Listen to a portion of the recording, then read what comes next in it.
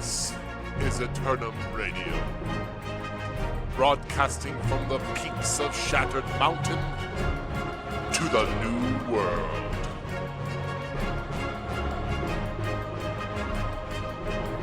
Hey everybody, welcome back to another episode of Aeternum Radio. I am Slacker, your host, here joined by Big Papa. Howdy. And Ruko. Hey everybody. And today we are actually joined by a special guest. So we want to introduce to you our special guest today. He's one of our favorite New World content creators. In real life, he is the founder of a creative studio called Elevate, which does amazing aerial film and video production workings with top tier clients, including BBC, Jaguar, and more. But in the world of gaming, he is the master and commander of a large, incredibly welcoming, multi-game community called Pirate Gaming, an organization that specializes in survival and MMO games and has been around for nearly a decade now. With a rich background in Guild Wars, Sea of Thieves, Valheim, and other notable sandbox survivals, he now brings his incredible talent and charisma to New World. You can find his content on Twitch and on YouTube by searching his name, Danneh. Please welcome our special guest from across the sea, Danneh. Ahoy, mate, thank you very much. That was a brilliant intro, and it's, great to be on the show, so thank you very much. We're excited to have you here. So I'm going to start you off with just two questions that I did not prep you for. You ready? Yeah, shoot. One, when it comes to New World, what are you most hyped for? You mentioned there, like, we've been around for a while, so like genuinely playing a game with a bunch of mates where you can be pretty competitive, but also pretty chill. You know, I love the adventure side of New World and the exploration, but also that pretty hardcore competitive side from the PvP. So everything, to be honest, it just fits what I love. So yeah, everything. Yeah, I agree. Awesome. Well, we are going to be diving into more interview questions with Danneh since we've got him on the show. We're going to use him up as much as we can. You can listen to this podcast unedited by watching us on Twitch at The Slacker Project or by joining us on Discord. You can find a link for that in the description of this podcast. Aeternum Radio is available wherever podcasts can be heard, including Spotify, Apple Podcasts, and YouTube. And today, we're going to go over the news. We'll do our New World news. It's not going to be long. I'm going to preface this. It's not a lot of news that's happened in the past week. Then we're going to dive into talking more with Danneh about some of the topics that we've covered on this podcast and get his take on some of our more hotly contested topics. Hopefully that will lead to more tiebreakers falling on my side. But we'll see how that goes. You can hope, but I don't think so. We'll then proceed with an opinion segment where we're actually going to talk about, and this is why it's going to be so great having Danneh on the scene with us. We want to talk about professional streaming and particularly how that pertains to MMOs. We're at a really unique crossroads where a company like Amazon owns both Twitch and New World and how those might benefit and hinder the game and what we can watch for. So with that, let's talk about the news. News is not a lot of news. We have our open beta still scheduled for September 9th and 12th. Danneh, you got any plans for the open beta? Oh, we do actually.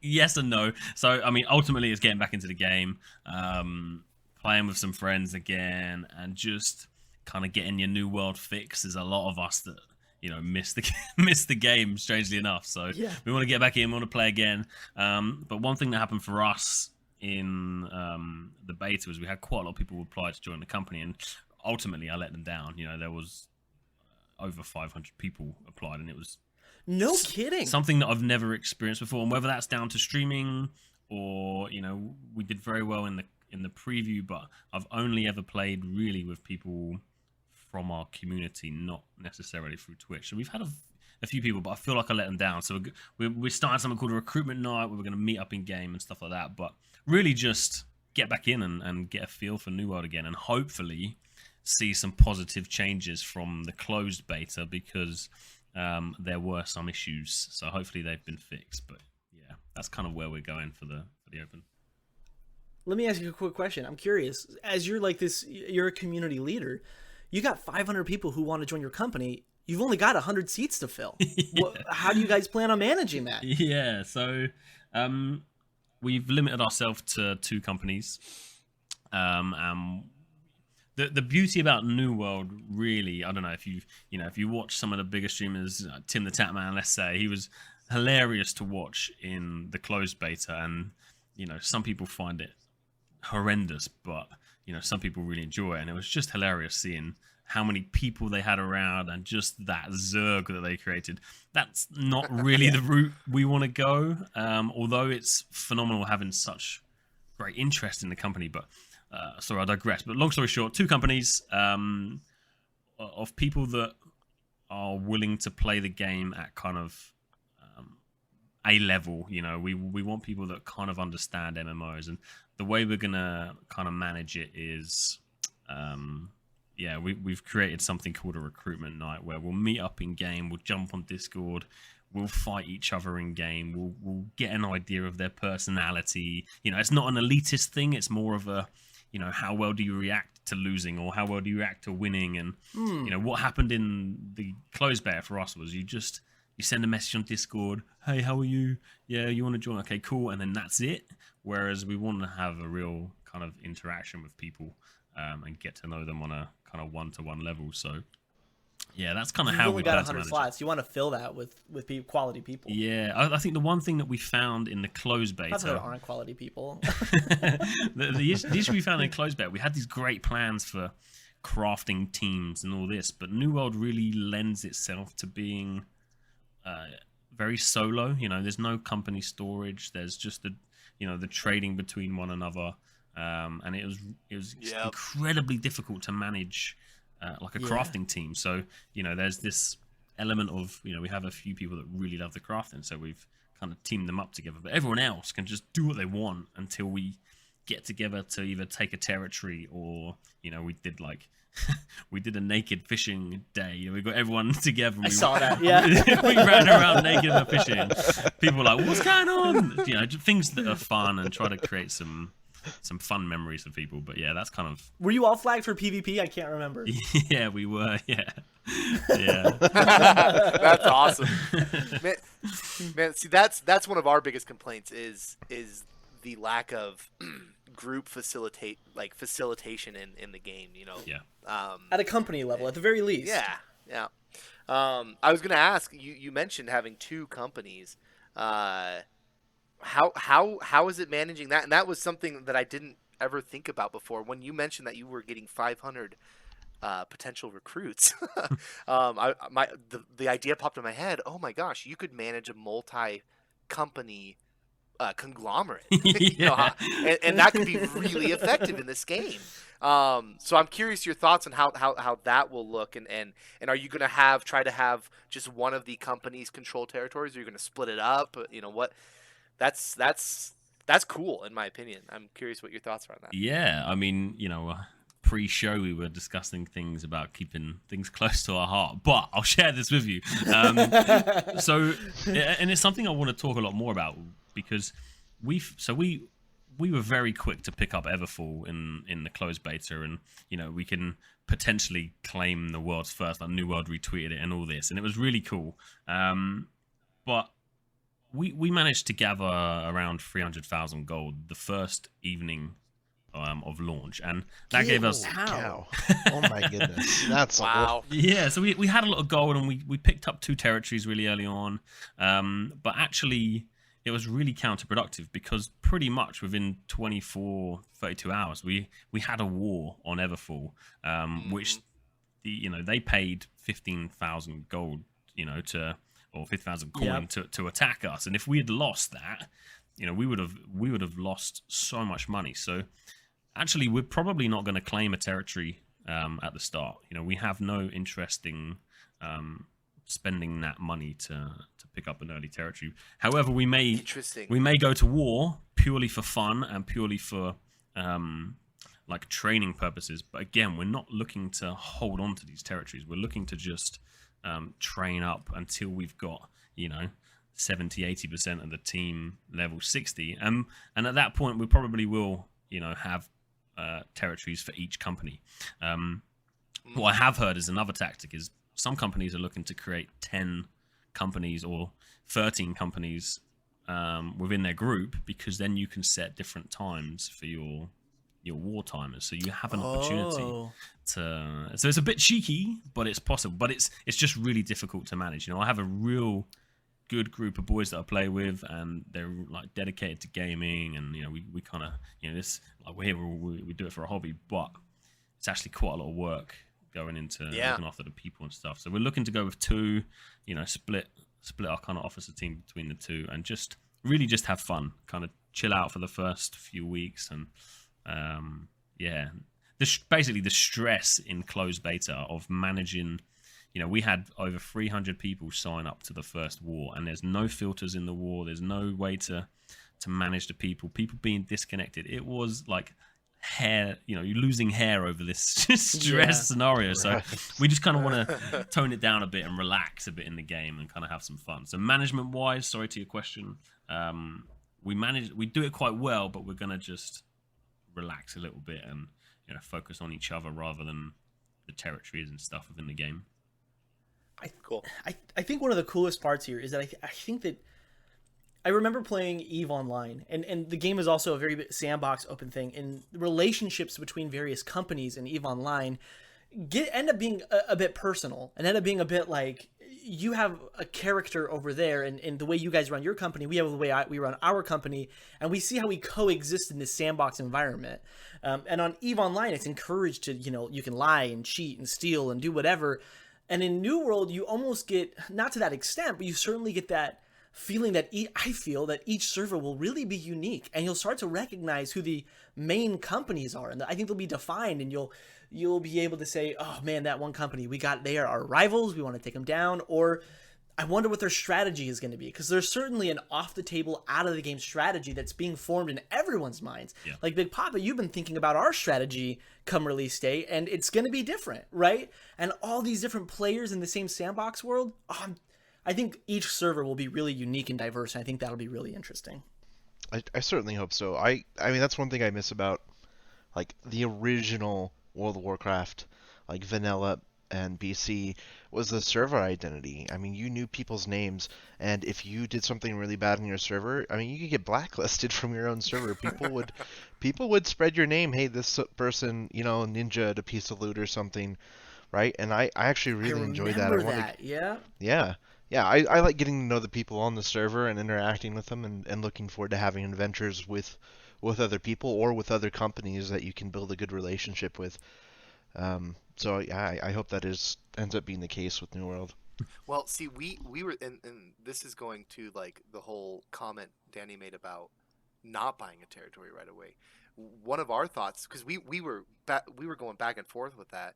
It's like, do we work to try to buy a territory, or not? At the end, one of my thoughts was maybe we buy a less central territory, one of the outskirts one, because we were seeing how much money was being made in what was that one in the south east? First Light? First Light, thank you. Yep. We were seeing just how much money they were making. It's like, we thought you could make up that 100 you had to invest, that 100K you had to invest in the territory pretty quickly before as long as you could stall that first war. I mean, there wasn't the first war in First Light for a while. Well, and that's like that different servers were playing different ways. Like Danny said, his got under attack pretty quick. The ones we saw on our server, they were like, it took like a week or two before the first war even hit. Dude, Everfall was like in contest within within the first 24 hours. But it's also right? It's true. It's like the center everybody of wants territory. Everfall. Exactly. That's why I'm thinking maybe an outskirt one you could buy pretty quickly if you have the cash, and try to hold on to it and make that up before it goes into a war, just in case. But anyway, see, these are fun decisions to make, though. This is the decisions I like to be making in a video game. Yeah. There's a lot to think about. I was just going to quickly say, going on to about the different servers having different feelings and different cultures. We had our taxes set to low the entire week, and we actually lost Everfall at the end. We lost it. It was a lot of lag. I'm going to blame it on the lag. Like, we lost it. Definitely the lag. It does happen. Yeah. But the boys who took it, we had a good rapport of them, and it was great fun. But they just raised the taxes to the max, and the amount of abuse that we received for losing it, for them raising the taxes, was incredible. It was really fun to see how people reacted, but they blamed us for the tax. They blamed you. Yeah. Wow. That's funny. Okay, that's a They little blamed them backwards. too, but- but they blamed us also for losing it. Yeah. It was really fun. It was really, really fun. But you guys were the good guys in that scenario. We so were, that's good, yeah. right? They're like, hey, why Yeah, did you lose yeah, this yeah. territory? You were the good guys. I'm curious, did you make your money back, Danny? We did, yeah. It didn't happen though for a good couple of days. So we actually had 2 wars before we even made our money back. So there is a chance that you know. There was certainly some risk there. Yeah. So basically, you know, to anyone listening, be careful picking your first territory, and you know, be ready for a war. Essentially. Yeah. Invest your money wisely, boys. Okay, Yeah. I have one more question then, because this is something we didn't see from, and you've got a lot of experience here.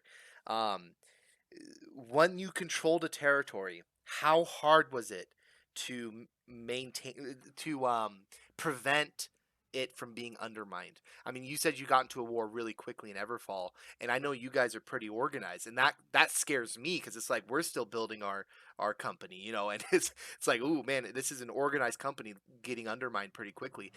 Did you guys try to stop that from happening, and how hard was it? Yeah. So what we found, I was quite lazy in the beta. I only got to level 30. But what we found is that different territories seemed to get into conflict quicker than others. So Everfall, for example, the routes of the PvP missions made it very difficult to stop that. So we had lots of 60 versus 60 massive wars, but if they just split up and just keep running missions, they can put it into conflict quite quickly. Whereas Cutlass Keys, we did 1 PvP mission run and it was in conflict, and then we did First Light and it took us 8 hours to throw it into conflict. Okay. They were fighting back, but not for that whole time. And different territories, ultimately, from my experience, had different conflict times. But you can stop it. But if you come across 60, 70 people in the open world, it can be stopped. It can be stopped, but different territories seem to. It was difficult, basically. Yeah. Right. Well, I mean, go back and tell the people who blame you for losing the territory they should have done more PvP missions, because it sounds like that's on them. But...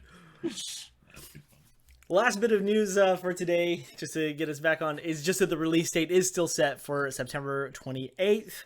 Other than that, I don't think there was, other than the release dates in the open beta, I don't think there are any other major news topics. They are supposed to release some patch notes, I think, with it. So who knows? Maybe we'll get something small. It's gotta be game, soon. yeah. Well, Word is on the 8th we should get access to the forums, or around then, maybe like late night on the 8th. That'd be And great. That's where we'll find. Okay. That's where we should find the patch notes. Yeah. That's also when you will then be able to opt in for the open beta, because remember, you have to go into Steam and you have to select on the Steam store page that you've opted into the open beta, and that will be open on the 8th. So on this on this podcast, we've talked about a number of issues and hot topics that we've enjoyed talking about, and that the community has been talking about at large. And so today, Danny, you bring a wealth of experience and the knowledge that a lot of the community has as well. So we're going to ask you some really important questions, and the first super important question we have to ask is: Syndicate, Marauders, or Covenant? Marauders. Come on! Hello, thank you. We're a pirate company. Thank It you. fits well. Well, Yeah. we saw that coming. Yeah, come on. I just want to say I've been advocating for the Marauders since day one, and we've been narrowly keeping this company Marauders since the beginning. Okay, I liked Marauders more than I good. thought I was going to in the beta, but you I'm did. still Syndicate man. All right. Oh yeah, we have our secret operatives That's right. in the company. Your secret We're ready syndicate to overthrow the Marauders. Harking back to episode 1 of Aeternum Radio, we talked about there was some controversy that came up a month or 2 ago when we were talking about the in-store, the cash shop inside the game. So, Danny, we want to pick your brain. What's the best way to fund an MMO? Is it monthly subscriptions? Is it having an in-store model? Are we happy with the way New World's doing it? What are your thoughts? Yeah, it's a tough one for me. So I missed playing WoW because I went down the route of playing Guild Wars 2, because for me Guild Wars 2 was a pay once and that was it. There wasn't no monthly fees. I didn't have the money back then to warrant paying monthly. So I personally have no issues with the cash shop. I just always hope that there's this fine balance between whether it's I hate the term pay to win, pay to advance, and then skins and cosmetics, and what you can earn in game versus what you can earn as a skin. So I always take Guild Wars 2 as an example. I think they did a really good job with the shop. No one's ever really, in my knowledge, complained about it. Yet you could pretty much buy gold, to use. Oh, Slacker had a complaint. but we talked about that actually. In general, we both played okay. it. Yeah. Yeah. So for me, I love the idea of buy once and then the cash shop, and I think maybe from a developer's point of view, the cash shop seems to be the one to go to, because you just open up this never-ending pit. If people want to spend $1,000, they can spend $1,000. Whereas if you don't have the cash shop but you have the monthly subscription, you just get that monthly sub. And we all know that WoW has survived for years off that, and it's been incredibly profitable just through the monthly sub. But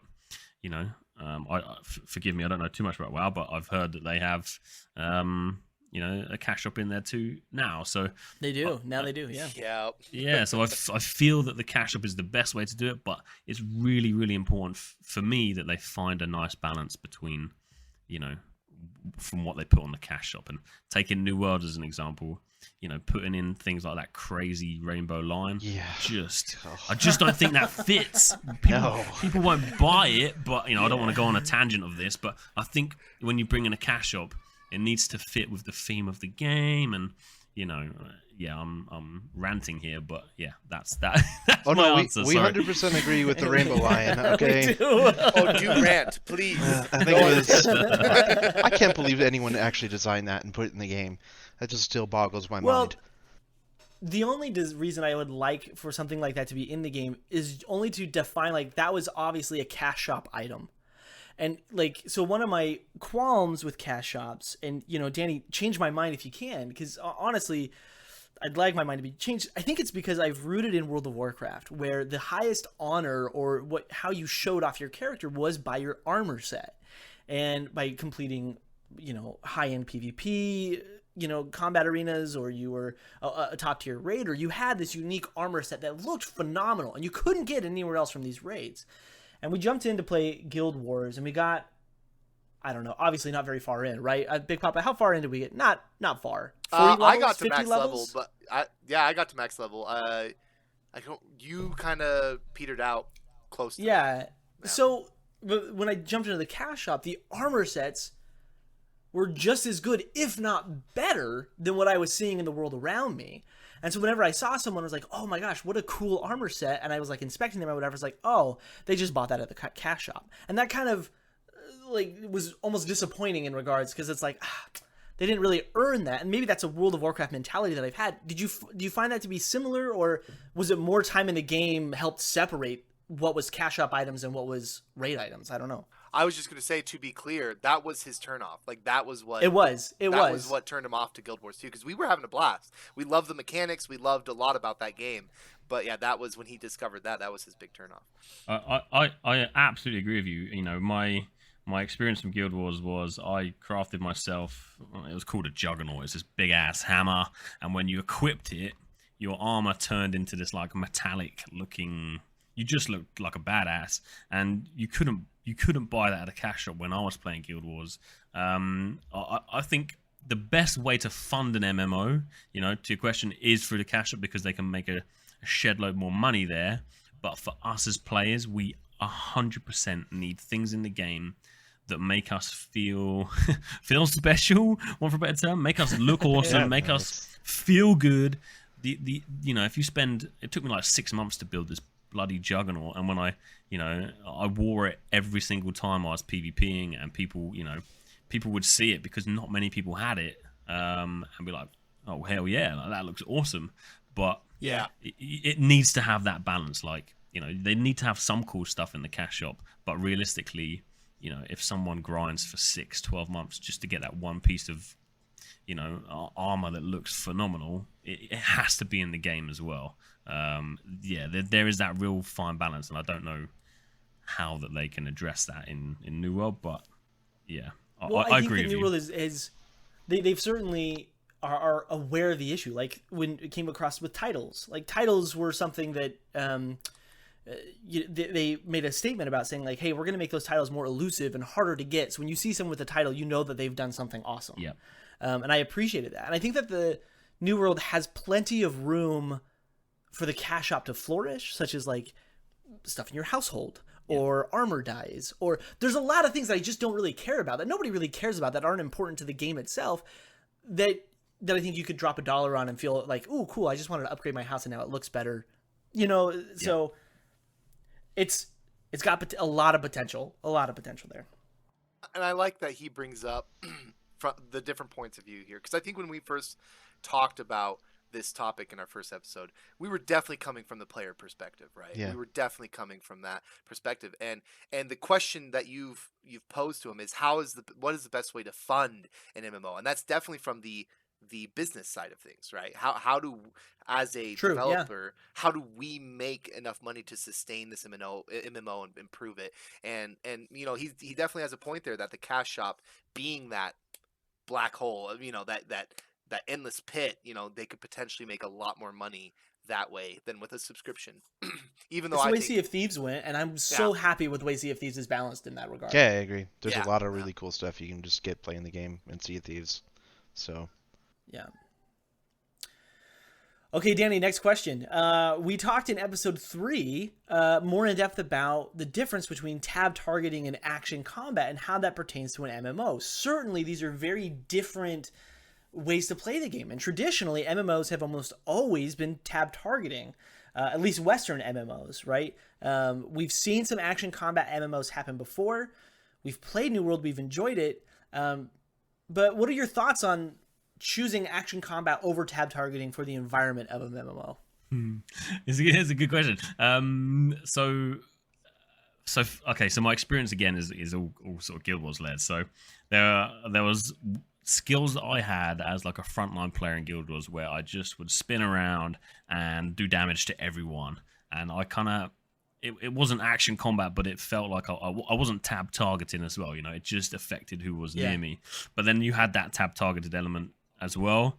I've been a big player of like Chivalry 2 or like Mountain Blade or games like that where you have this action combat, and to see it come into I loved Guild Wars. To see it come into an MMO where we have this adventure, the life skills,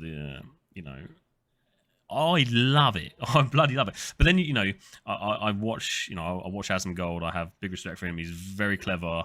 But watching him play New World was the funniest thing, because you see him using his skills, and he didn't have a clue what was going on. Yeah. And he'll be able to learn it. He's clever. He's a good gamer. But it was just genuinely hilarious to see people come in from a different style of combat to try the action combat MMO. And I think the issue New World has is that it's absolutely terrible at explaining to people who have never played, Mordau or something like that, how it works, and how important your positioning is, or how important timing is. I've had people come into my stream like, oh, there's only like 3 skills per weapon, and it's for a lot of people it doesn't make sense. But when if New World was able to teach people that 3 skills is actually a lot when you put in timing and positioning, I ultimately I love it. I am a fan of action combat, and I think New World would do really well if they start to support the players a bit more who haven't played that style of combat before. Yeah, I think there's definitely a learning curve there, because I've played World of Warcraft for 15 years now, and I cannot tell you how many times I took the Great Axe and did the charge and was just completely whiffed, hitting the target with the the end hit of that charge. And it's just because I'm not being precise with my movement or my positioning or even my aiming. I mean, that's even for action combat games that I've played before, I've never felt like I've had to aim as much as I have in New World with some of these abilities, and that's not necessarily a bad thing. I think that's a really good thing, because even with melee weapons, which are traditionally you just kind of swing them around and hit whatever's around you, there's a lot more skill and a lot more depth that you have to play with, and I think there's just going to be a learning period for a lot of players that come into the game, and haven't done a lot of stuff with action combat, or even if they have, just learning how New World works with action combat. I think it's still an awesome idea, and I love it. I absolutely love the combat in this game. Without getting too heavy into the topic, because then Ruko will talk forever, but it also almost demolishes the idea of a meta. Because even if you have the best weapon combination, and people say this is the most OP weapon combination, you're going to pale in comparison to someone else who's far more skilled at using those weapons than you might be. Yeah. And I really like that. I like that the weapons that I choose are something that's going to be a playstyle that I enjoy. And should I get good at using these abilities that are specific to these weapons and understanding that timing and that placement, the positioning, then I'm going to be a far better player than someone who just picked whatever the meta was, or who grabbed the weapons that are supposed to be more OP at the moment. I will miss the flavor you get with tab targeting MMOs. Like when you're a mage and you get Blizzard and you get Ice Block and you get Frostbolt and you get all these things that like you get a whole bar of abilities that all kind of play into this theme of this class. I will miss that.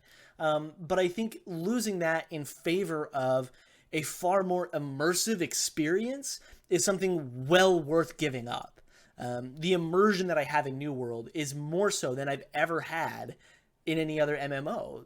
It's just looking down the sights and actually aiming for that massive monster instead of just keeping my eyes peeled to the ground and hitting the right buttons in the right order against the monster.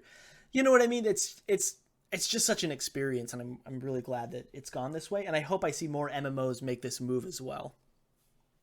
Okay, next question. The one that's kind of been, I mean, this one's been talked about a lot, but mounts. What is your position on mounts? We talked about this in episode 9, I think it was. Would you like to see mounts eventually in the game, or are you happy just the way it is? Tough question. Yes, ultimately I would love to see mounts, but there are, in my opinion, there are requirements that I think should be met. So I absolutely loved playing Red Dead Redemption 2, and you know, one, I'd like to keep them themed, so you know, horses, donkeys, things that relate to the kind of the real world. You know, you'll play no as rainbow cats. Yeah, no riding rainbow cats into war. Just thinking that. So I would love to see that, like kind of themed, kind of realistic kind of mounts. But what's really important to me is if they bring mounts in, let's say you're a big spear player, you could have a skill that would, you know, take the horse down, but the horse just doesn't disappear. The horse would roll to the floor and your player would be stunned for 2 seconds or something before he gets up, or something like that. Something that makes it really immersive, because at the moment, you know, New World has this incredible open world PvP that, you know, if you come across someone on a mount and you just see that mount disappear and he just falls from the mount to the floor, it's going to really kind of break that immersion from the gorgeous environment and the epic sound design they've got. So Yeah. yes, mounts would be awesome, but only if they're kind of implemented in a way that's right for New World. Yeah. We've talked about a lot of variety in the way that mounts could be implemented in this show, and I still think my favorite way is where they're used more as a utility than as a means of transportation. Because as it stands right now, the way that the traveling system works, in my eyes, has created a system where we decided, is First Light the place where we actually want to build our base, or do we want to get closer to Everfall? Because that's really a hub of traffic. You know, First Light is further away. It takes me more Azoth to get to and from there if I'm fast traveling. And some of those decisions start to lose their weight if you can quickly just jump on a horse and, you know, get around. But I agree that the theme and the flavor of the mounts are warranted. but if they ever get implemented, I'd like them seen in a more utility style. Like maybe you can carry more while you have your mount, but if your mount dies and all that loot that your mount is carrying for you is scattered on the ground, you know, something to that effect, more so than exactly what you were saying, where like I mount up, poof, I pop on top of my horse and I, you know, ride 40 meters and then poof, I'm on the ground again and I go to the auction house or whatever the case may be. Yeah. So, well, see, my opinion here is I think with the teleporting around that we have, right, using Azoth to teleport, I'd like to see either one or the other. And personally, I'd rather see mounts. But when we have this instant teleportation mechanism by which we could travel instantly, I don't know. I just feel like mounts wouldn't be used as much, or it would just be redundant, maybe. I guess in some territories, like First Light you bring up, First Light, the settlement is on the very border, you know, on the very bottom edge of the settlement. So having a mount to move around the territory faster would be nice, because there were times in First Light where I had quest objectives on the very north, and it's like, oh, I gotta run all the way up there. So maybe you could do both, but that's my kind of opinion. Is we already have this instant teleporting thing. It's I'd like I'd rather see one or the other. You know what would be awesome? I'm just gonna throw this out there because I just had this thought that now that I think about it, it has to be in the game. Let's say they introduce mounts. What if maybe part of the musket tree, or maybe it's just a craftable item, you could make mount traps, and they're hidden and they're in the brush, and you set them alongside the road, and you and your guys, your team, you are all prone, sitting in the bushes, waiting for people to just run past with their mounts. And as soon as they hit these mount traps, the horses get snared, they fall off their mounts, and you just dive on them like a proper ambush. I would love that. That would be so cool. Yeah, it would be. That'd be awesome. We've been speaking a lot about like a caravan system as well, from A to B, like town to town. That's something that you could drive yourself. Maybe it's like an old carriage or something, but exactly that feeling. Where you've got a team going from A to B, they can be ambushed or something like that would be absolutely amazing. But just quickly back to the mounts thing, I would love to see it be brought into the game. Potentially as like a trade skill, which you would have to level up to a certain level to then tame a horse or something, tame a creature to animal ride. Husbandry or some sort of something that builds into your character rather than just ding, you get a mount. Something that builds it into the story, builds it into your character, because again, that's something maybe you get at level 60 once you've done all the running, you've explored the map the way the world that they're intending us to do. And then if you do go back to do your side quests, you would then have a mount, because at the end of it, something like that. Because I agree with you. You don't want to be running from, around First Light when you've already spent 500 hours in First Light. You want to get around it quickly, and maybe that's built into your character. The more he levels up, later in the game, you can get a mount, and again, that might differentiate you from any new players that join the game and things like that. So yeah, that would be cool. See, I love that you bring up the caravan idea, right? Because that's what we talked about is like if they were utilitarian, right, in their function, they actually helped you carry more stuff. That would be so awesome. But again, I bring up, like, you can already teleport with all your items, instantly. So there'd have to be a way at a cost, though. They balance that. It It does cost, but I don't know. Maybe Danneh has a different experience. But in my experience, I've never run out of Azoth. I've always had enough to get around when I needed to, Yeah, and there's ways to kind of not break it, but there was a lot of taking all your armor off, leaving all your gear back in base, and just running around with raw materials. PvP. You mentioned that in your latest video. Yeah, actually. I did. Yeah, you mentioned that. I saw that. Great video, by the way. Thank you. But yeah, that you mentioned that taking off your gear, will reduce the cost. That's right. Yeah, so I think ultimately for me, it's like, yes, mounts would be cool if it's implemented in a way that is really thought out, not just the on-off mount. It's just it's built into the world, maybe in a way that no other kind of MMO has really done.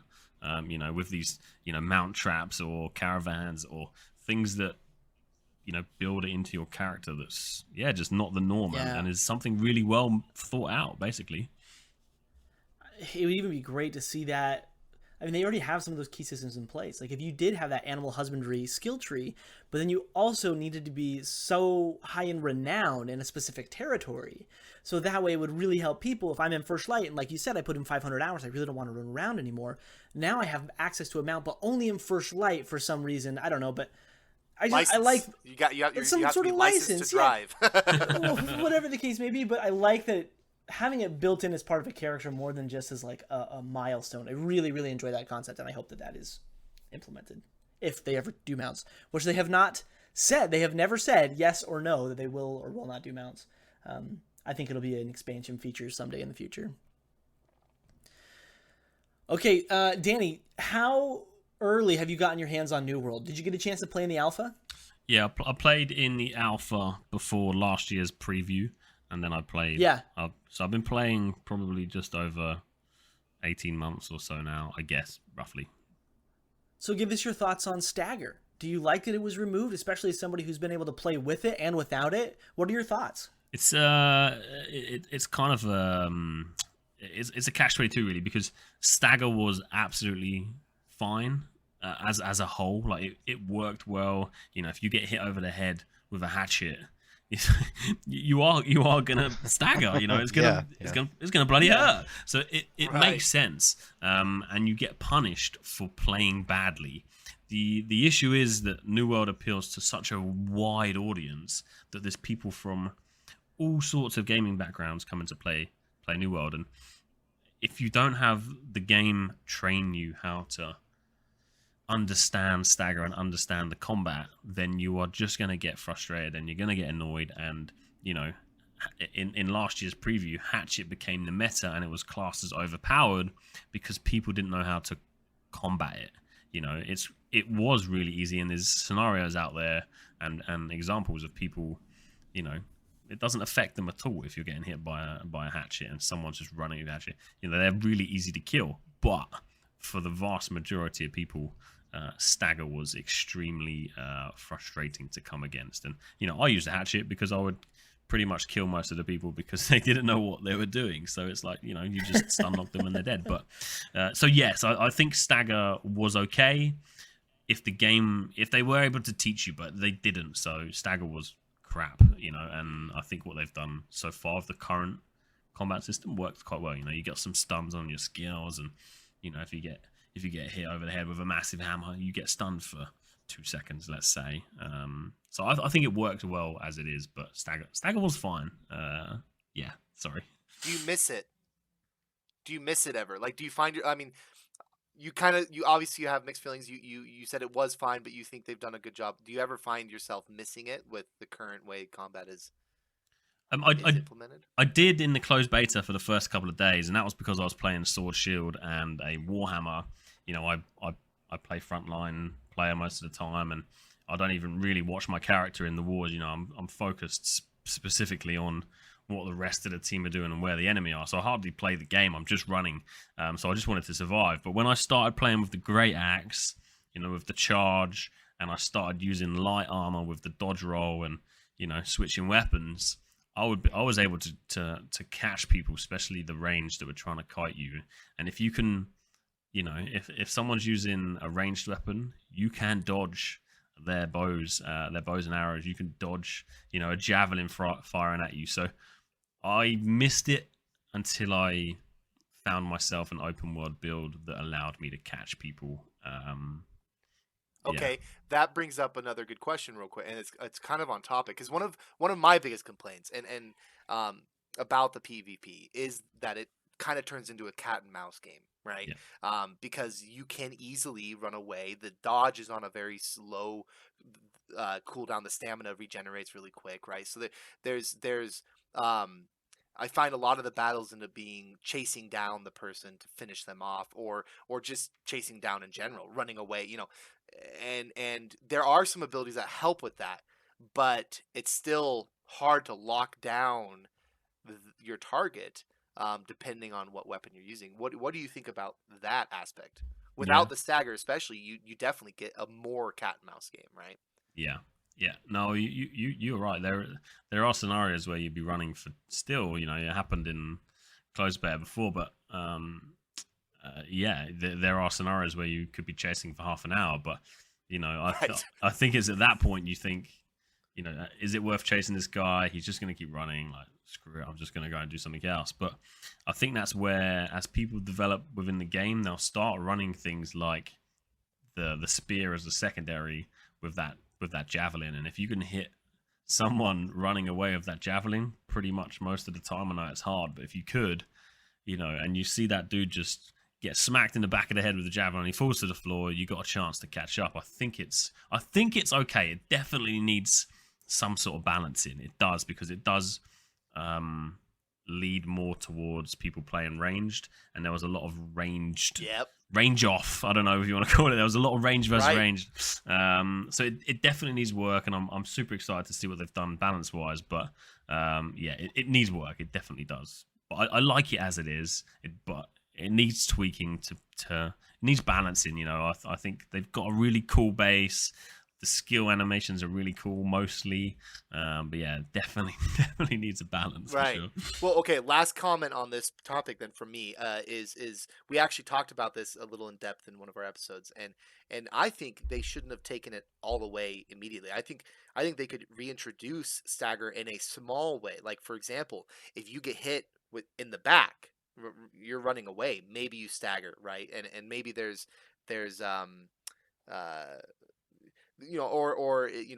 heavy attack stagger, right? So there's another good reason to do a heavy attack, because we found ourselves in PvP not often using heavy attacks just because they're hard to hit, So I think having some form of stagger would really help with this aspect of the combat. But that's my last comment on it.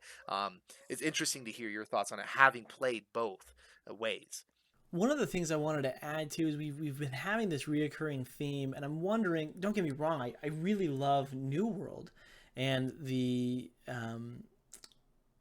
experiences that we've had so far, but I'm almost wondering if a weakness of the development team that's been exposed so far is being able to teach some of these mechanics to a very wide audience, right? Things like stagger, things like even how to play an action-focused MMO as opposed to a tab targeting. Is there sufficient teaching there to grasp some of these concepts? I mean, it's more of a sandbox MMO, right? And I think it's fine that they don't hold your hand and tell you everything how you do. The tutorial is fairly minimalistic. It just teaches you what you need to know, and then away you go, right? And I think I'm fine with that.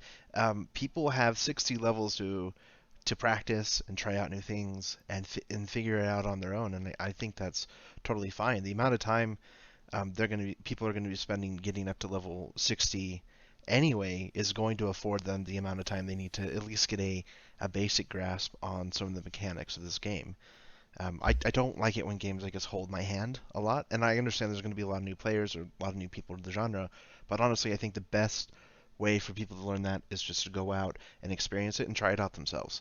You can tell people about how to play the game all day long, but they're not going to actually do well or succeed until they're actually putting in the effort to get better or trying things out. I agree with you. I think the ultimate issue is that people are not punished enough.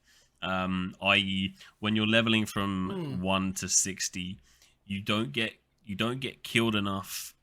Typically for a relatively good player or an average player, let's say, you don't get killed enough. And what you'll find is that everyone just goes around left clicking because it's quicker to just left click, kill an enemy, rather than dodge left, dodge right, and avoid the attacks, because it just doesn't punish you. So I agree. We don't need to be handheld the whole way, but we do need to be punished if we do something wrong. If we don't dodge. Especially when you can toggle off world PvP, right? Yeah. So that's a great point. Yeah, that's fair. Yeah, totally fair. It's a fine line, like people don't want to be punished too much, but then if they then turn on PvP, and they come across someone that's been playing action combat for ages, they're going to be like, screw this game. He's hacking, he's too good for this. Right. Yeah, we said that right a couple times, I'm pretty sure. Yeah, guy was hacking. Well, I'm pretty clearly. sure you were hacking. So I think ultimately, again, it's finding a balance. Like most things in this game, it's got a really cool and really good base, but introducing some more maybe harder bosses or harder generic mobs that actually will punish you or will stagger you to make you think, oh shit, I need to pay attention fighting. Not just left click, but you do also want that lazy left click, attacking. You do want that too. So again, it's finding that balance between teaching people and not holding their hand too much, I would say. Well, that's something we forget too with the whole going back to the stagger thing. You brought up having some NPCs stagger you. I completely agree. I think that's definitely missed in this game is to freshen up the PvE combat is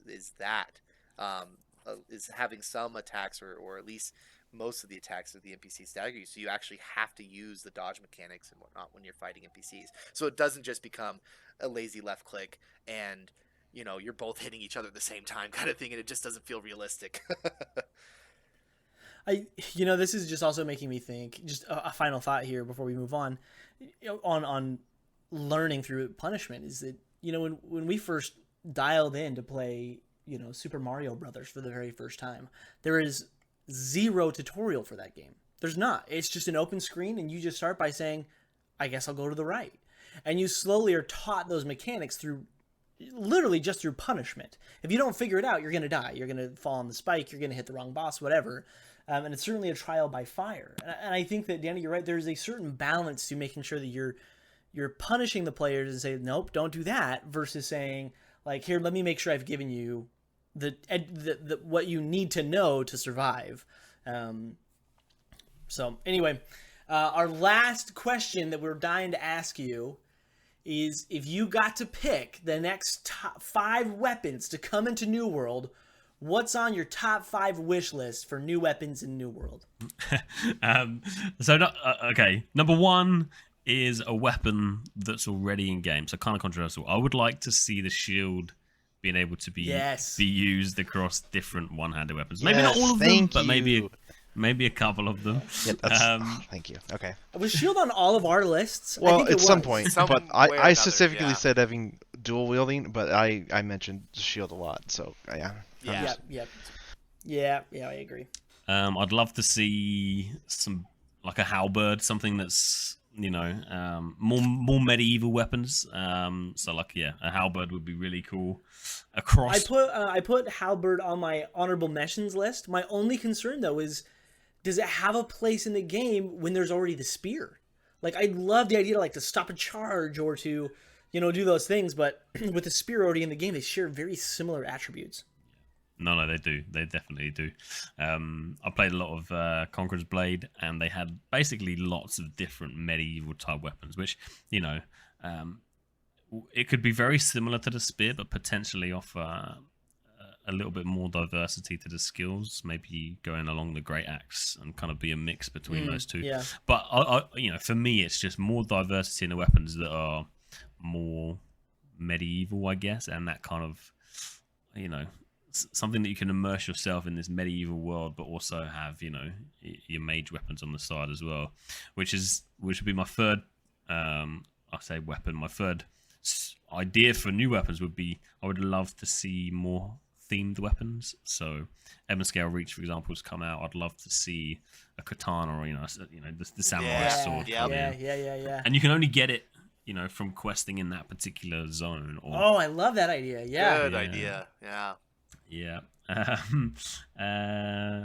Maybe your flail, your ball and chain, as it were. Yes. Yeah. Who had that? Wasn't that on somebody's list? That was like an honorable mention of mine. Yeah. Yeah. And James, I think I said whip, and then we kind of talked about variations, and then we talked about the ball and chain, or Morning Star type thing. So yeah. Oh, I could picture that just being an awesome heavy weapon. Oh man. Yeah, that'd be cool. It'd be an excellent shield breaker. You do an expansion, you release more shields, tower shields, bucklers, more variety to be used with hatchets and whatnot, and then you bring in these ball and chains, morning stars that can break the shields. Yeah. Maybe not literally, like you wouldn't have to like go and repair it, but here's the it's- thing: like when I hit you with my Morning Star or whatever, you can't use your shield's ability for the next 4 seconds or something like that. Anyway, sorry, we love this topic. Yeah, sorry, we're gonna cut in a lot here just because we like your ideas and we enjoy this kind of stuff. No, We it's enjoy good. speculation too. Yeah, yeah. I mean, ultimately, I'd finish off with the crossbow again. You know, I've heard rumors of a one-handed pistol crossbow, but I'd love to see like a proper you know, your typical crossbow to go along with your bow. But you know, yeah, I'm a big fan of the medieval type weapons, and you know, ultimately, my main thing for me is seeing themed weapons. You know, we've seen leaks of the desert area, you know, whether that's like an Egyptian themed weapon or whatever kind of direction that takes. Yes. I'd love to just see themed weapons, and I'm not too fussed on what they are, but yeah, theme it and keep it to the new world vibes. Yeah, absolutely. I mean, you know, I've heard of rumors of the blunderbuss coming, so Yeah, that would be. that's kind of we saw that too. as We a talked about pirate that last vibe. episode. Yeah, man. I'm very happy with what I've seen. So to be honest, I don't really have a wish list. I just theming basically for me, kind of keep it fun and keep it interesting. I think that's fair. Absolutely. So what you're saying is a weapon where you're just throwing potions at people is a pretty terrible idea. All right. That's, Okay, hold up. Hold up. Danny, my idea here for a weapon. Oh, no. Just so we can clarify what this is I thought an excellent weapon, since we have alchemy and we have potion making and everything, is what if you were a guy who had like a utility belt, a bat belt almost, of potions, and you could throw these potions. And obviously, that has not been taken very well. Oh no, we It's loved true. it. We loved it, Slacker. What are you talking about? Oh, We brother. love making fun Okay. of it. Nah, I'm just kidding. I still think my war dog idea is my favorite. No, we all agreed that my idea, the scimitar What is pistol it? combo, the cutlass pistol combo was, and I'm Yes, sure that Danny was- would like that idea because it's very pirate themed, right? You have a cutlass in one hand, you got a pistol in your holster. You occasionally fire the pistol, but otherwise your main attacks are with the cutlass. Oh, that would be sick. And well themed. Okay, let's move on. That wraps up our interview. If you want to ask Danny more questions, you can find him over on his YouTube and on his Twitch pages. But we're going to move along to the opinion segment. And what we want to talk about, which is so great to have Danny here with us today, is professional streaming, or just streaming in general, and MMOs. Certainly, when MMOs first hit the market, it was almost your first dip into social media, right? It's where you made friends, you had social obligations to the game, and from those humble beginnings, MMOs have drastically changed. And now MMOs continue to be one of the most watched categories on Twitch. Watching everything from, ESO to Guild Wars, World of Warcraft, and we even have competitive scenes. So they've certainly evolved. And now we have a company that primarily makes one of the top streaming platforms now making an MMO. So we've seen some of how these two will work together, but let's start by digging into the meat of this. Do we feel that having streamers in the game have dramatically, obviously they've changed somewhat MMOs, have they had a dramatic impact on MMOs, do you guys think? Absolutely, yeah. So I remember As Gold got back. He got started. I don't know. I want to say like seven-ish years ago is when he really started to get some momentum on World of Warcraft. I started watching him with just some of his YouTube videos. You know, he had some funny videos and stuff, and he has that personality. He's kind of a little bit angry all the time, but doesn't really care about saying what's on his mind. But I mean, I've seen this huge movement of people who now start to think about, or think follow what he says, for better or for worse. And that's not to say they're not thinking on their own or anything like that. But his opinion has become definitely influential in how developers react to the community and how people perceive the game. And all those things have both good and bad consequences. So streamers can have a massive effect. And I've seen that change World of Warcraft over the years. I mean, with Blizzard giving responses on things that I know like Asmongold and his community have really, really pushed over the years. And again, I think it's a two-sided sword. I like Asmongold. I also don't like Asmongold at the same time. I think it's a little bit too negative sometimes, but you know, I think it's good to have somebody in the community who can actually stand behind what other players are thinking or agree with, and can actually get responses out of developers when maybe they otherwise wouldn't respond or fix things within the game. So, and that's kind of how I've seen it evolve, right? You know, people would always go to the forums and complain about things, and maybe a developer would respond, but now you have this huge movement of people kind of united behind a streamer or group of streamers, and it kind of forces the developers to address certain things within a game, you know, if things become an issue. And I think that's a good thing overall. It was funny because he recently started playing Final Fantasy 14. Yeah. And as soon as he started playing that, there's all sorts of videos popping up in my YouTube feed about how Blizzard is dead and all the streamers are leaving, you know. And so it's just kind of funny to see that reaction. And you know, I don't really have I don't watch a ton of streaming currently in my life, but so I don't have an opinion one way or the other. But I do think they have an impact for sure, and I'm interested to hear what Danny's opinion is, just being a streamer, you know, and what kind of impact he has had or he has seen from other streamers. Yeah, no, I absolutely agree with everything that you guys have just said there. But you know, from a smaller kind of community standpoint, you know, I basically started streaming again because, you know, I watched back my old Guild Wars videos, and I streamed back then, and it was, you know, you find it's easier to create memories while streaming. You know, it's all kept on, you know, on Twitch, or you can record it easier. And you know, for me, I started doing it to create memories. But what's been great for me is that, you know, when you play a big game like New World, you can have 200-300 people within your team, let's say. But it's actually quite hard to have 200-300 people in a particular channel at one time, or, you know, everyone's kind of spread in their smaller groups playing with their friends.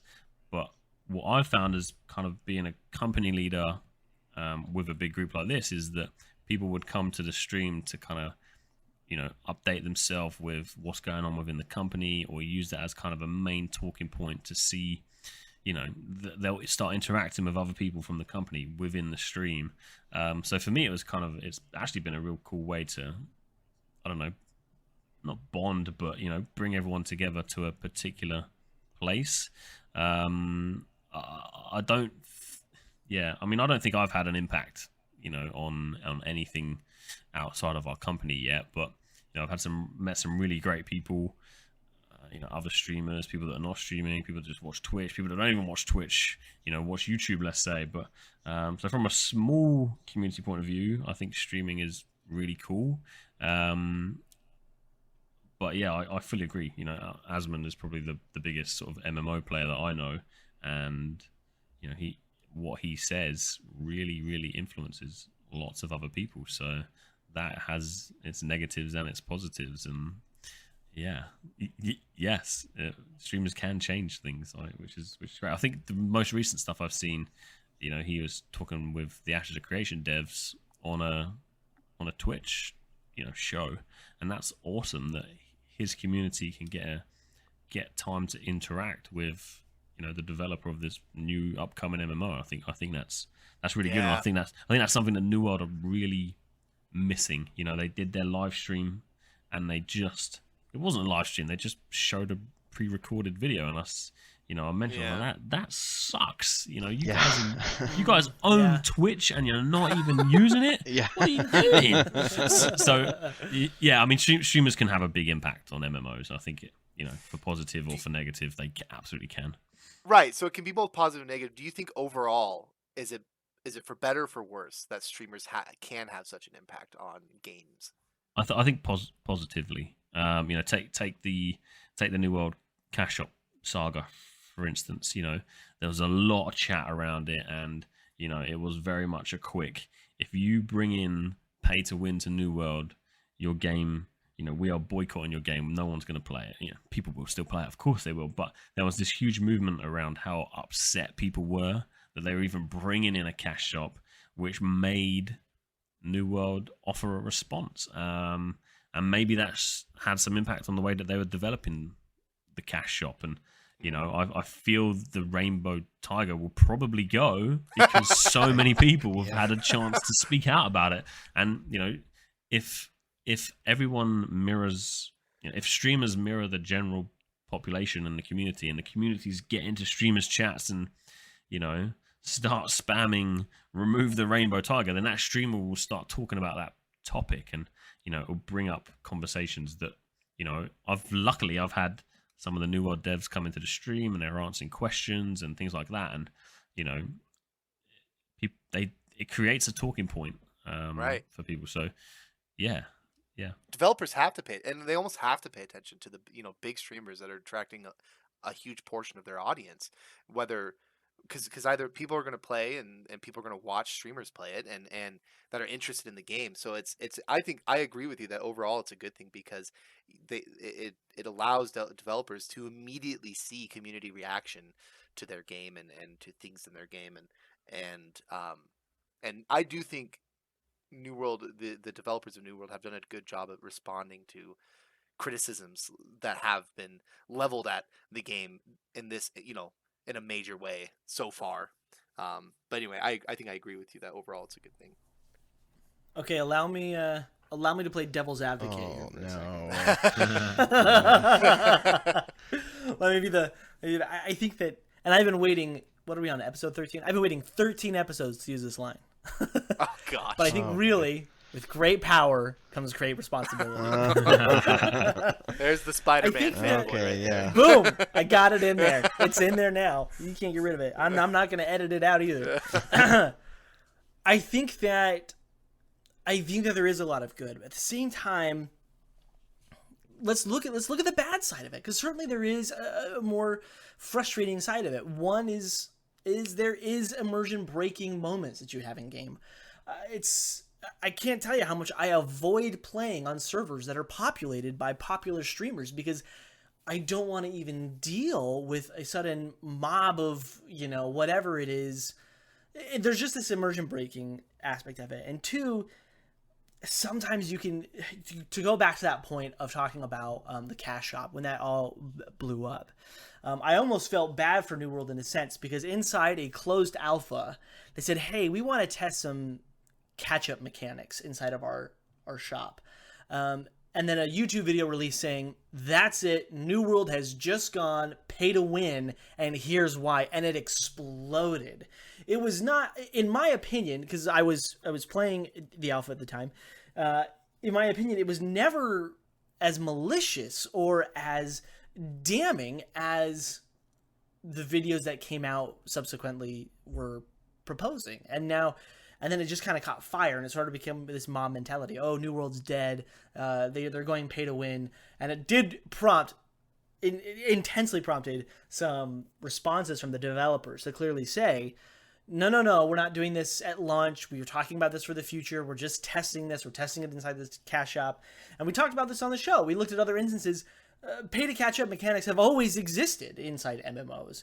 You've always been able to, pay for boosts or pay for, extra RP experience, whatever, in other games. Certainly that were more mature. And if there was a place that New World was going to test it in a closed alpha, would have been a good place to test that in. So it's certainly, the point is, I just think that certainly there are some pros to it, and I love that talk of, there is a community. And once again, I think we had, when MMOs were at their lowest point, we had the period where socialization was just a non-factor. And now with these streaming communities popping up, MMOs are becoming more of a social community gathering, and that's a really good positive. I just think there are also some negatives, and having Twitch and New World so tightly close together, I'm curious what kind of effects that will have. Go ahead, Rico. So I was just going to say, I mean, you brought up how streamers they pick their server and then they get their kind of following on that server. And I knew like when World of Warcraft Classic was coming out and stuff like that, that whatever server Asmongold and some of these other streamers picked would be the server I did not play on, 100%.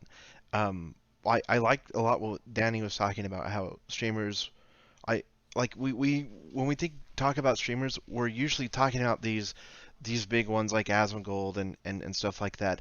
And we shouldn't forget that there are hundreds of other people who aren't these big people who are building communities, just like Danny is, with his community, who just want to stream the content and find more like-minded people and just have a good time. And I think that's really what streaming should be about, right?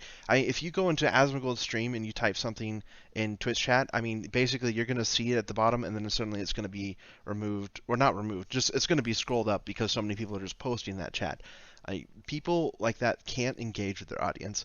And I think people really want to go into streams and engage with the people who are streaming the games, right? That's the whole point of having a chat section, right? So these smaller communities are really, they heavily outweigh these other big streamers, right? And which is why I wouldn't play on a server with Asmongold. I don't want to deal with all of the people following around, or even the people who are joining the server just to troll them on it, right? On the opposite faction and whatnot. I'd rather join a smaller community that I can get engaged with people I can actually have fun with and get to know online. That's what streaming should be about, and streaming should be facilitating building up those communities and finding those people and interacting with an audience. So, just to let Danny know, we actually purposefully looked at the North American East server list and looked at the most well-known names, because they have cool names for the servers, right? Very thematic names. We looked at the most well-known names and have purposefully avoided those just because we figured that's where the streamer Asmongold might go. He ended up going to Olympus, which one of us called, I think. It was like, oh yeah, he's going to go to Olympus, but anyway. But yeah, because that just because of the Zerg thing, and overcrowding potential, But it's definitely better. Find a streamer you like, find a community you want, and then go join their server. Play with those people, and build up that relationship in that community. That I think that's really what streaming should be about, not necessarily these mass cult followings that some of these streamers have. So, but I think you're right, Ruko. I really do, and I think that is the greatest part about streaming is exactly what you're talking about. Are these communities that people like Danny are creating? I hope that Amazon Studios, Scott Lane, the whole creative team over there, really take account for where that's worth. The first major streaming event that we saw was Battle for New World, and that the streamers that I really enjoy watching, like Danny and Studio Loot and some of those other ones, were not included in those lists, even though they've been consistently making content since the beginning. So I hope that because New World has such a large connection with Twitch, that they can make a wider umbrella to include more streamers, to be more inclusive of those medium to small communities. Because you're right, those are the good communities. Those are the ones that are enacting the most good and being the least trolly, if you will, I guess. You can say toxic, okay? Like some of them are toxic, okay? I would like to see New World really take a stance in that and be very rewarding for communities like Danny's pirate gaming community. Well, they're gonna just one more comment. I mean, they're obviously gonna still try to promote big streamers just because that's how they're gonna get more word out about the game. But I agree with you. I definitely agree with both of you that I would like to see them push for including smaller communities that really care about the game, and I think they have a real good opportunity to do this since they own Twitch. So yeah. Well, allow me to say one more thing on the positive side of this then, because I've kind of been a negative Nancy for this section. What I think is super cool though is that because you have these capabilities to do streaming and stuff, things like territory wars and contesting territories and taking territories and talking about different companies becomes so much more immersive and so much more organized. someone like Danneh can actually lead the charge of a group in a community saying, hey guys, we're going to take Everfall, and they can make these big moves happen as this big unit. And that's so cool. We haven't seen that happen in MMOs since they first kind of came around, since like kind of the BC Wrath of the Lich King kind of era. Things kind of died off. They became far less social. And now we're kind of back at this thing, and we have these leaders who have emerged to lead these communities. Before it was just, you know, some guy that was running the guild or whatever, but now you have a figure and an icon kind of leading these people to do these really cool things. And I think that's really, really positive. I think that's really exciting. And in an sandbox, open MMOs, I hope that it gives players an opportunity to join a community and feel a part of something bigger. Because that's always what it, to me, has been so magical about MMOs is that sense of I'm a part of something greater, something larger. And I think that having these streamers be a part of that is really is synergistic. The word I'm looking for is it works really well together. Okay, that brings up a question for Danneh then here. How careful are you when you're making plans or strategies with your company to avoid doing that kind of stuff on stream? I'm curious. I'm pretty open. If anyone asks me a question, what we're doing, you know, for example, tonight, you're talking about territories, you know, we're not claiming territory. I don't mind sharing these things. The only thing we did kind of hide was the 15 minutes pre-war.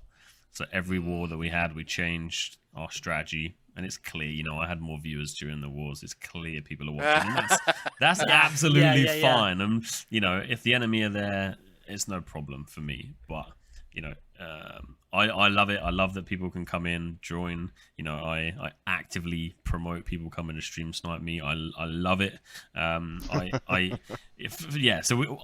pretty open. And I think people, I hope people like that. But yeah, we definitely just to give my guys, you know, that sense of competitiveness without everyone listening in. So, you know, protecting their game time. You know, for me, it's a bonus if I share the info because, you know, at the end of the day, I might get a new viewer that's like, oh, okay, these guys know their shit. Let's subscribe. But for me, you know, it's more important to protect my guys. And at the end of the day, you know, I've been thrown into this category of having a streamer army now, and it's like, you know, 90% of my players came from. We played Last Oasis together. We played Guild Wars together, you know, 8 years ago. So there is that negative from before, but I think streaming and sharing as much information as you can is good for the community, and I love sharing as much information as we can, basically. Well, I like your attitude about it because in some games, right, there's this whole thing about stream sniping, right? And I do think that, you know, if you want to be a sportsman, obviously, you know, stream sniping is not a good thing, depending on the game. But in an MMO, and you're sharing it, you're being very open about, you know, a lot of the information that could probably be kept secret. I think it's smart for players to get in your stream and be like, okay, what's this company doing? You know, just because it's available. You know, it's a great attitude. It's right, exactly. The issue is it's like I played in a preview and I was on a server and I wasn't streaming at this point, but I was recording content and I was watching and listening to a streamer that was on our server just to see what they were saying, because we owned about 8 territories at this point. It was nuts, and they were like, "Oh, who's these Pirate Gaming boys?" And it was awesome to hear reactions and chat. And we had at this point like 400,000 gold, and I sent him loads of gold, and he was annoyed by it. It was the end of the preview, and I was just taking a piss, but his chat were just laughing. But he actually got someone banned for stream sniping him. You know, he was so frustrated by it and so pissed off, and he approached New World devs and said, look, this guy is clearly stream sniping me. He won't leave me alone. You know, we actively went to him at that point to try and defend him, but he got annoyed that we were there as well, and you know, it became a little bit awkward and frustrating for him. But I feel like, you know, if you're actively on a game showing your gameplay without a delay, you're gonna have that, and you just have to, you know, it just comes with the territory of being a streamer. And if you're a popular streamer, there's people gonna be out there coming to kick your ass. Just be better than them and beat them, and then, you know, they get humiliated, and I love that. You know, I used to stream DayZ. I got to stream all the time. But if you win a fight against a stream sniper, oh my god, it's the greatest feeling ever. And if you do it a lot, I bet. Great you attitude, dude. people care about that as well. And if you do well, and you know, ultimately it comes down to the person. You know, like if someone's going to get really upset about it and really sorry, you can either piss them off and do it more, and then they'll deal with it in the way they want to deal with it. Or, you know, someone really sort of doesn't encourage it, but, you know, if you want to come and fight me, here I am, come and fight me. So I think people just need to kind of be respectful of people who are streaming. But at the end of the day, if you're not, they're streaming, you know, they're open to the public. So I think it's, again, as everything I've said in tonight is, it's a balance, you know, you got to find that balance. Stream something once, kill them. If they get really upset, give them a break. You know, if they love it, go back and fight them again. But they can talk a lot of PvP in New World, so. But yeah, it's a fine line, and I hope New World encourages. Sort of slightly off topic quickly, there is a functionality that was in the game called like a streamer army. Going back to what you were saying earlier, which hopefully will encourage more people to not necessarily follow a streamer or become a streamer, but bring groups of people together in a way that's more than just a 5-man group, and have these really organic open world fights that are just crazy. So I hope New World brings in some more functionality that's positive, changing to the streamer world, and people showing off their kind of game time. Sorry, I went off on one. No, that's perfect. I'm just thinking too how great it is here to be at the launch of a brand new MMO, and how all these things are a potential and a possibility. I think that's incredibly exciting. Well, that is going to be our show today. Danneh, we cannot thank you enough for having you here. We've had an absolute blast. Thank you for being a part of our seriously, show. Thanks for coming by, man. It's a pleasure, boys. It's been good. Good questions. It's been good chatting. It's been good. Well, as always, you can be a part of the conversation by following us at Aeternum_radio on Twitter, or by joining our Discord server in this podcast description. You're also welcome to mail in your questions for me or Big Papa or Ruko at eternumradiopodcast@gmail.com. And you can also connect with Danneh. Danneh, tell him what you got going on in your world. So primarily come say hello on YouTube, youtube.com/Danneh. And yeah, if you don't mind, we have a great community outside of our company as well. People just chat in New World, and that's, if you don't mind, on our Discord, which is discord.com/PirateGaming. Perfect. Absolutely. I can't recommend them enough. I've been over there and I've chatted with those guys, and they're extremely friendly. And hopefully we'll be able to have epic organic wars of our own with you guys in the years to come. So, so thanks so much. That is it from us here at Aeternum Radio. I have been your host, Slacker, joined by my two co-hosts, signing off, Big Papa. See you later. And Ruko. Bye, everybody. And our special guest, Danneh. Yeah, guys, thank you. Thanks, everybody. Have a good one.